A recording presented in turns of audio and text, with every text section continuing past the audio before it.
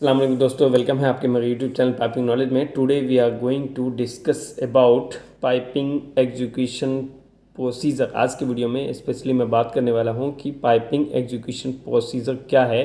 When ever you go any new area, आप किसी new area में जॉब के लिए जाते हैं या न्यू प्रोजेक्ट पे जाते हैं तो वहाँ आपको कौन कौन से डॉक्यूमेंट कलेक्ट करने हैं और उस डॉक्यूमेंट से क्या क्या आप अपनी सेल्फ स्टडी के लिए क्या क्या वहाँ से पॉइंट्स निकाल सकते हैं। तो जब आप वो पॉइंट्स कलेक्ट करेंगे तो आपको प्रोजेक्ट की बहुत सारी इन्फॉर्मेशन आपके पास कलेक्ट हो जाएगी, फिर आपको जॉब करना ईजी हो जाएगा। तो that I am talking about कि एग्जीक्यूशन प्रोसीजर में फर्स्ट पॉइंट है activity to be done before start the work. किसी भी जॉब को स्टार्ट करने से पहले क्या क्या एक्टिविटी करना है, ये एक पॉइंट आपको इस पॉइंट के अंदर में 10 पॉइंट्स हैं जो आपको कलेक्ट करना है। सेकंड पॉइंट है फ्रॉम द प्लॉट प्लान, मतलब आपके पास अगर प्लॉट प्लान है तो उस प्लॉट प्लान से आप क्या क्या आइडेंटिफाई कर सकते हैं। सपोज कीजिए कि मैं अगर प्लॉट प्लान की बात करें तो प्रिपेयर इक्विपमेंट लिस्ट। अगर प्लॉट प्लान है आपके पास या आपने कलेक्ट किया है तो उसमें एक इक्विपमेंट लिस्ट बनाइए कि हमारे एरिया में कौन कौन सा इक्विपमेंट आ रहा है। उस इक्विपमेंट में ये अभी प्रोसेस क्या है कि वो इंस्टॉल्ड हुआ है या नहीं इंस्टॉल्ड है, वो क्या मतलब उसका अभी कौन से स्टेज में है, आपका इक्विपमेंट इंस्टॉल्ड हो गया या नहीं इंस्टॉल्ड हुआ। तो ये डिटेल आप मतलब आपके एरिया में कितना इक्विपमेंट्स आ रहा है वो आप प्लॉट प्लान से निकालेंगे। सेकंड पॉइंट है अप्रोच क्रेन प्लेसमेंट। अगर वो इक्विपमेंट आपको डालना है तो क्या वहाँ पे क्रेन का प्लेसमेंट का अप्रोच है या कुछ उसमें हार्ड स्टैंड बनाना होगा। सपोज कीजिए कि हमारे लास्ट प्रोजेक्ट में कभी भी क्रेन हम लोग लेकर के आते थे तो उसमें हार्ड स्टैंड बनाते थे। हार्ड स्टैंड ये कि मतलब हम ज़मीन को एक्सवेट करेंगे वहाँ पे, वहाँ हम एक लिमिट तक जैसे 1 मीटर हो या 1.5 मीटर हो या 700 हो, वहाँ पे हम लोग स्टोन फिल करते थे लेयर बाय लेयर। तो वहाँ पे वो क्रेन की बेयरिंग कैपेसिटी को एडजस्ट, बेयरिंग कैपेसिटी वहाँ पे, तभी हम लोग वहाँ पे क्रेन प्लेस कर सकते थे। तो वो आपको आइडेंटिफाई करना है कि हमारा क्रेन प्लेसमेंट पॉसिबल है हेवी लिफ्ट के लिए और नहीं, या रोटरी इक्विपमेंट के लिए पॉसिबल है वहाँ पे क्रेन को प्लेस करना। तो आप अगर आपके पास प्लॉट प्लान मिला तो प्लॉट प्लान से आप identify the equipment number, how many equipment in your area. आप पहले ही आइडेंटिफाई करेंगे कि आपके एरिया में कितना इक्विपमेंट आ रहा है। ठीक है, उस इक्विपमेंट को डालने के लिए आपका क्रेन प्लेसमेंट है, जगह प्रिपेयर करना है या क्या करना है, ये आपको थिंक आइडिया लगाना होगा। ओके, नेक्स्ट पॉइंट है प्लॉट प्लान से ये चीज़ें मैंने कलेक्ट की। नेक्स्ट प्लांट है लोकेशन ऑफ, आप उसका लोकेशन निकाल सकते हैं, जैसे लोकेशन ऑफ हीटर कहाँ है, यूजी वेसल्स किधर है, या फ्लेयर किधर है, या फिर केओडी नॉकआउट। केओडी का मतलब होता है नॉकआउट ड्रम। तो ये नॉकआउट ड्रम का एरिया क्या है, ये आप प्लॉट प्लान से आप आइडेंटिफाई करेंगे तो ईजी होगा, ईजी। नेक्स्ट है फॉर्म PNID। अगर हम बात करें, हमको पहला मैंने एक्टिव पॉइंट बताया था activity to be done before start the work. मैंने लास्ट वीडियो इसके ऊपर अपलोड किया है कि कौन कौन सी एक्टिविटी आपको करनी है वहाँ पे बिफोर स्टार्ट में। ठीक है, वहाँ से आप ये देख सकते हैं क्योंकि इसमें 7-8 पॉइंट मैंने कॉमन पॉइंट्स बताए थे कि आपको जॉब स्टार्ट करने से पहले ये 13-14 पॉइंट है वो आपको आइडेंटिफाई कर लेना है। उस पॉइंट के अगेंस्ट में जो भी आप कर सकते हैं वो आप करें। नेक्स्ट पॉइंट मैंने बताया from plot plan. Plot plan से कुछ चीज़ें आपको निकालनी है जो आपके स्टडी के लिए है। नेक्स्ट है ना फ्रॉम PNID। आप PNID से क्या क्या आइडेंटिफाई करेंगे। तो अगर हम PNID हमें अगर PNID मिल जाता है तो मैं PNID से first of all prepare to nozzle analysis sheet, हमारे कितना नोजल कनेक्शन है हमारे पाइप से, ये PNID से हम पहले आइडेंटिफाई करेंगे। Second number prepare a pipe specification seat, मतलब वहाँ पे क्या है कि PNID में स्पेक ब्रेक दिया रहता है कि मतलब यहाँ से यहाँ तक CS है, फिर यहाँ से यहाँ CS से चेंज हो गया। तो जैसे हम कोड बोल सकते हैं कि D71 था, अभी A71 हो गया, D72 था, यहाँ से A72 हो गया। तो यहाँ पे स्पेक ब्रेक भी आपको मिलेगा, तो उसका भी एक लिस्ट प्रिपेयर कर लेंगे कि ये मतलब यहाँ से एरिया 1 से एरिया 2 तक जो है वो CS का पाइप था, यहाँ से जाने के बाद ये LTCS हो गया है, दूसरा स्पेक ब्रेक हो गया। तो कहने का मतलब वहाँ अब ये चीज़ें आपको PNID से ईजिली मिलेगा। नेक्स्ट है कि PNID से हम वर्क स्कोप यानी कि इंच मीटर और इंच डाया कैलकुलेट कर सकते हैं कि हमारे PNID में इतना सारा लाइन नंबर है, इस लाइन नंबर के अगेंस्ट में कितना इंच डाया आ रहा है और कितना इंच मीटर। इंच मीटर उसको कहते हैं जो हम लोग स्पूल इरेक्शन करते हैं तो हम कितना लेंथ इरेक्शन किए और उसको मल्टीप्लाई करेंगे मीटर साइज से, इंचेस से, कि 30 इंच का लाइन अगर हमने 100 मीटर इरेक्शन किया है जो मल्टीप्लाई करके 3000 आएगा वो इंच मीटर हो गया। तो इंच मीटर कैलकुलेट करेंगे कि भाई हमारा कितना इंच मीटर है। नेक्स्ट वन हमारा इंच डाया कितना है, क्योंकि आप इंच मीटर और इंच डाया के बिहाफ पे ही आप वेल्डर और टीम्स को हायर करेंगे। ओके, अब नेक्स्ट पॉइंट बढ़ते हैं फ्रॉम जीएडी, अगर आपको जीएडी मिल जाता है तो आप जीएडी से क्या क्या पॉइंट वैलिड निकालेंगे जो आपकी हेल्प होगी फ्यूचर में, मतलब आने वाले प्रोजेक्ट पे जो आप 10 दिन नेक्स्ट काम करने वाले हैं उसमें जो हेल्प होगा आपका फ्रॉम जीएडी से। तो जनरल अरेंजमेंट ड्राइंग की अगर हम बात करें तो जनरल अरेंजमेंट ड्राइंग से आप कंपेयर करेंगे आईएसओ को एंड पीएनआईडी को कि हमारे के नंबर ऑफ आईएसओ कितना है और उस आईएसओ का लिस्ट आप प्रिपेयर करेंगे। लाइन रूटीन और नोजल ओरिएंटेशन विथ आईएसओ, हम लाइन रूटीन चेक करेंगे कि हमारा लाइन कहाँ से जा रहा है और किस एरिया से होकर के कहाँ से कहाँ तक गया है, तो लाइन रूटीन देखना है और वहाँ से हमको नोजल ओरिएंटेशन के बारे में पता करना है कि कौन सा क्या है, कौन सा नोजल ओरिएंटेशन कौन से साइड में है, नॉर्थ में है, ईस्ट में है, वेस्ट में है, साउथ में है, डिग्री में है, तो हम लोग वहाँ से नोजल ओरिएंटेशन को आइडेंटिफाई करेंगे। नेक्स्ट पॉइंट है अपना इंस्ट्रूमेंट टेपिंग। अब हमारे लाइन में जैसे हमको पीएनआईडी मिल गया है, सब जीएडी मिल गया है, तो उसमें इंस्ट्रूमेंट कनेक्शन कितना है। नेक्स्ट है identify the type and wall number, हम वहाँ से वॉल का नंबर भी आइडेंटिफाई कर लेंगे, वॉल कौन सा लगा है, टाइप कौन सा है, ओरिफिस फ्लांज कितना है हमारे एरिया में, लोकेशन ऑफ सपोर्ट कितना है, आईएसओ एंड पीएनआईडी, ये हम कंपेयर करेंगे आईएसओ एंड पीएनआईडी से। ओके, तो जीईडी से हम क्या क्या लेना है ये मैंने आपको बताया। फ्रॉम एमटीयू, अब हमको नेक्स्ट मूव करना है पॉइंट, फ्रॉम एमटीयू से आपको क्या क्या उठाना है। एमटीयू होता है मटेरियल टेक ऑफ, मतलब मटेरियल टेक ऑफ मतलब मटेरियल टेक ऑफ जो हमने मटेरियल वहाँ से रिसीव किया क्लाइंट से। तो एमटीए से हमको कंपेयर आइसोमेट्रिक का, जो हमको आइसोमेट्रिक में एक सेक्शन होता है जिसको हम लोग कहते हैं बिल ऑफ मटेरियल, BOM। मैंने आपको लास्ट वीडियो में बताया था कि आइसोमेट्रिक के कॉर्नर में एक सेक्शन रहता है जिसमें उस आइसो सीट में जितना सारा मटेरियल हमको चाहिए वो मटेरियल का डिटेल उसमें दिया रहता है। तो बिल ऑफ मटेरियल को कंपेयर करेंगे एमटीओ से, अगर वो बिल ऑफ मटेरियल एमटीओ में मैच हो जाता है तो इस शीट पे इस आईएसओ का सीट रेडी है जॉब करने के लिए। क्यों? क्योंकि अगर मटेरियल आपके स्टोर में है तभी तो आप वर्क स्टार्ट करेंगे, अगर मटेरियल नहीं है तो फिर तो आप जॉब ही स्टार्ट नहीं कर सकते। तो ये आपको सिंपल है कि आप बिल ऑफ मटेरियल को कंपेयर करेंगे एमटीओ से, जो एमटीओ ऑलरेडी आपने कलेक्ट कर लिया है, जो हमारा स्टोर डिपार्टमेंट है उसके पास एमटीओ होगा कि मटेरियल टेक ऑफ क्या है, क्या क्या मटेरियल टेक ऑफ हो गया, तो उस एमटीओ को अपनी जो रिक्वायरमेंट है हमारा बिल ऑफ मटेरियल, तो बिल ऑफ मटेरियल से कंपेयर करेंगे।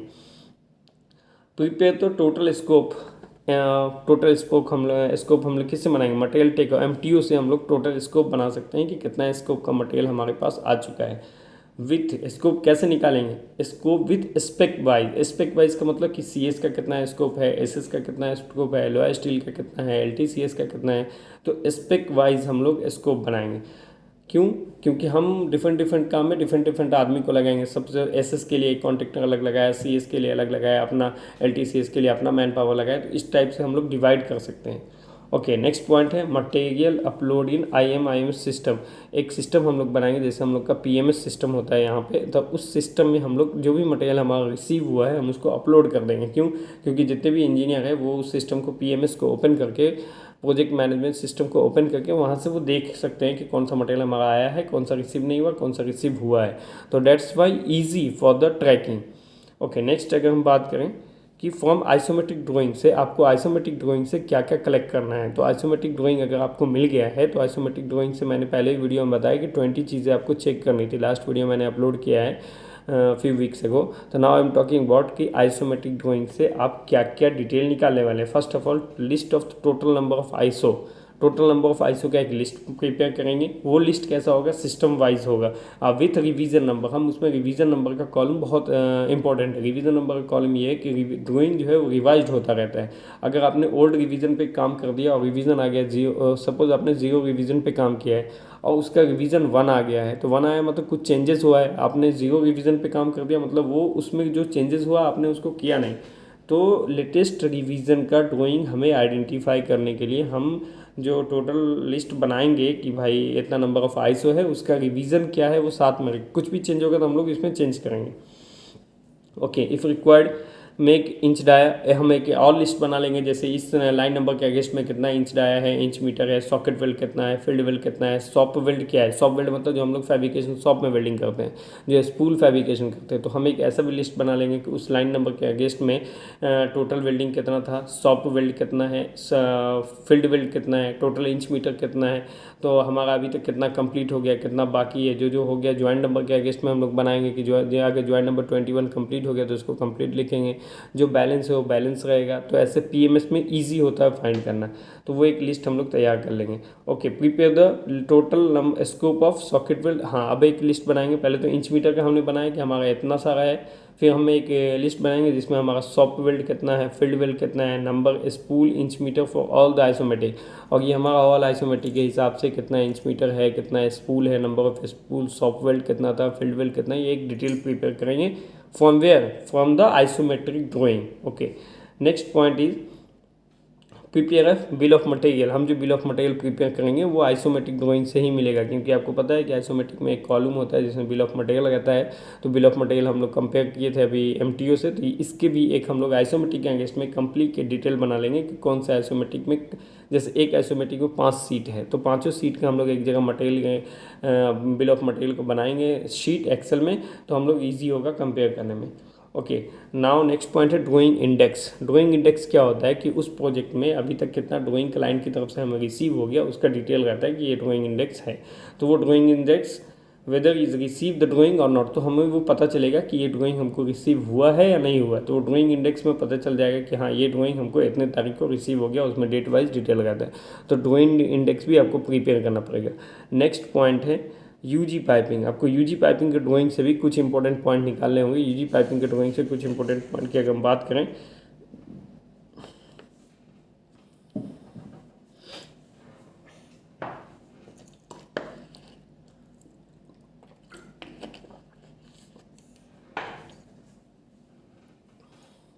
यूजी पाइपिंग के ड्राइंग से अगर हमें कुछ चीज़ें निकालना होगा तो फर्स्ट पॉइंट है check the line, check if any line cross the road. मतलब रोड क्रॉसिंग है तो वो पहले हम आइडेंटिफाई कर लेंगे। तो 20 नंबर ऑफ प्लेस पे रोड क्रॉसिंग है अंडरग्राउंड, जो हमारे इंटरनल रोड्स होते हैं ना प्लांट के अंदर, तो यूजी अंडरग्राउंड पाइपिंग जो है वो उसको इंटरनली वो क्रॉस भी करता है। तो अगर crossing how many number of road crossing in UG piping वो आपको आइडेंटिफाई करना होगा। तो सबसे पहला टारगेट आप उस पर करेंगे कि पहले रोड क्रॉसिंग जो एरिया है वो सब कंप्लीट कर दे ताकि रोड हमारा फ्री हो जाए। नेक्स्ट है identify the scope of work, total number of scope क्या है यूजी का। Next prepare the contract requesting, मतलब जो आप अंडर कॉन्ट्रैक्ट को रिक्वेस्ट कर रहे हैं कि भाई तुम आओ अंडरग्राउंड पाइपिंग करने के लिए, तो एक भी लिस्ट प्रिपेयर करना है। अब है before start the piping fabrication. Piping fabrication start करने से पहले कुछ एक्टिविटी करना है। After that office planning work, planning work भी इंपॉर्टेंट है ऑफिस का कि आपको क्या क्या प्लान करना रहेगा। फिर है फैब्रिकेशन वर्क, तो फाइनली अब फैब्रिकेशन स्टार्ट हो जाएगा। तो फैब्रिकेशन वर्क में क्या क्या वर्क आता है, तो ये पॉइंट हो गया। और है पाइप इरेक्शन। तो these are the last 4 topic is very important. Now I talking about, I give you the detail about total number of 12 topic for the piping execution procedure. Piping के execution procedure में मैंने आपको 12 important point बताया है। वो जो आपको list अभी दिख रहा है, ये 12 इंपॉर्टेंट पॉइंट में मैंने 8 पॉइंट का ऑलरेडी आपको डिटेल दिया है। ये जो 4 पॉइंट है ये लेंदी पॉइंट है, मैं चारों का एक डिफरेंट करके एक 4 वीडियो अपलोड करूँगा नेक्स्ट फ्यूचर में, जिससे आपको ये पता चलेगा कि before starting the pipe fabrication आपको क्या क्या करना है, ऑफिस प्लानिंग के वर्क में क्या क्या एक्टिविटी होता है, पाइप फैब्रिकेशन जब आप कर रहे हैं ड्यूरिंग द फैब्रिकेशन के टाइम पे आपकी क्या क्या एक्टिविटी होगी, पाइप इरेक्शन जब आप साइट पे करेंगे तो आपकी क्या क्या एक्टिविटी, ये वीडियो मैं आपको फ्यूचर में लेके आऊँगा। बेसिकली यहाँ पे मैंने 12 number of point execution procedure का पॉइंट मैंने बताया। वो पॉइंट आपको अभी स्क्रीन पे दिख रहा है। ये पॉइंट है कि आप जो ड्राइंग कलेक्ट किए बिफोर स्टार्ट द वर्क, आपने कुछ ड्राइंग्स मैंने लास्ट वीडियो में बताया कि बिफोर स्टार्ट द वर्क आपने ये सारे ड्राइंग्स आपको कलेक्ट करना है। वो कलेक्ट करने के बाद आपको उस ड्राइंग से जो स्टडी किए उसमें से डेटा कलेक्ट करना है। जैसे प्लॉट प्लान से कुछ डेटा निकाला आपने, पीएनआईडी से कुछ डेटा निकाला, जीएडी से कुछ डेटा निकाला, तो इसमें आपका जो आने वाला टाइम्स है जिसमें काम वर्क स्टार्ट होगा तो आपकी लाइफ इजी होगी, वर्क प्रोग्रेस अच्छा होगा, आपको डिटेल मालूम होगा, तो आप ज़्यादा से ज़्यादा काम करवा सकते हैं।